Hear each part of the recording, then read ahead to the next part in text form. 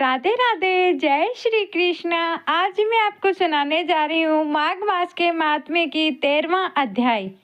विकुंठल के ने कहा कि मेरे वचनों से मेरा हृदय अति प्रसन्न है, क्योंकि सज्जनों के वचन हमेशा गंगा जल के संद्रव पापों का नाश करने वाले होते हैं।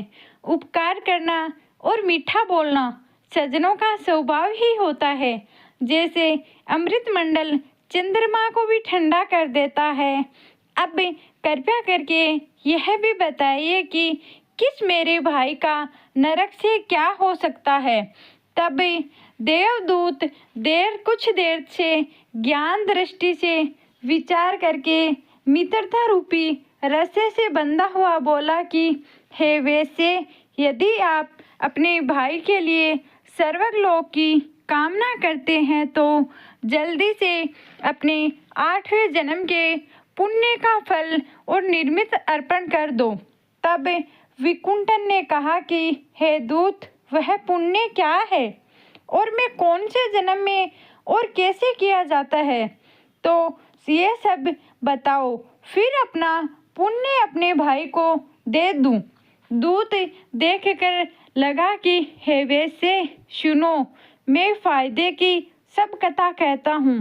पूर्व समय मधुवन में सालंकी नाम का एक ऋषि था।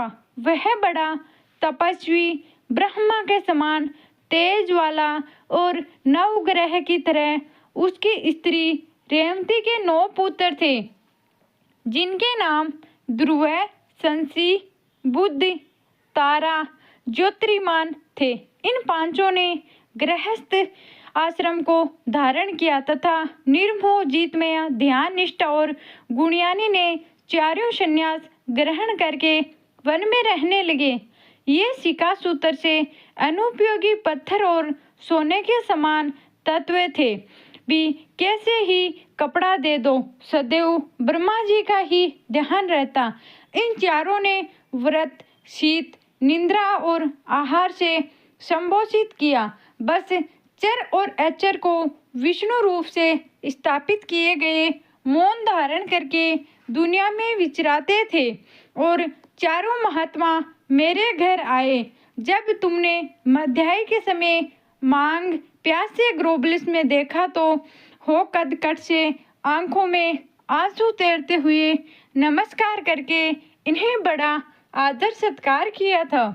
तीसरे चरण को इनके चरण धोकर बड़े प्रेम से तुम कहते रहे कि आज मेरे अहो भाग्य है, आज मेरा जन्म सफल हुआ, मुझ पर भगवान प्रसन्न हुए। मैं सास ससुरा हूँ, माता पिता, पुत्री और पत्नी, पुत्र में अभी सिंधी हूँ।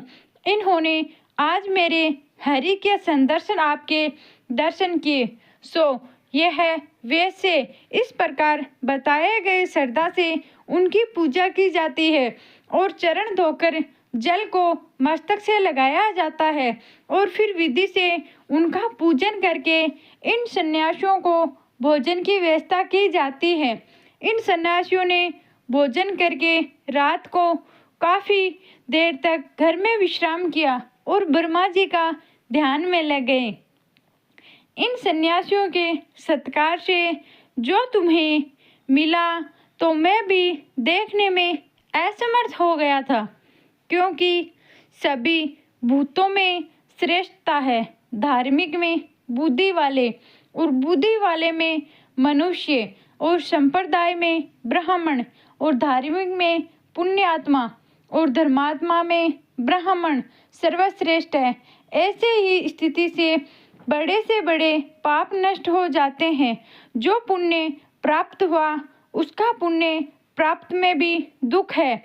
इसलिए यदि आप अपने भाई को नरक से मुक्त कराना चाहते हैं तो यह पुण्य दे दो।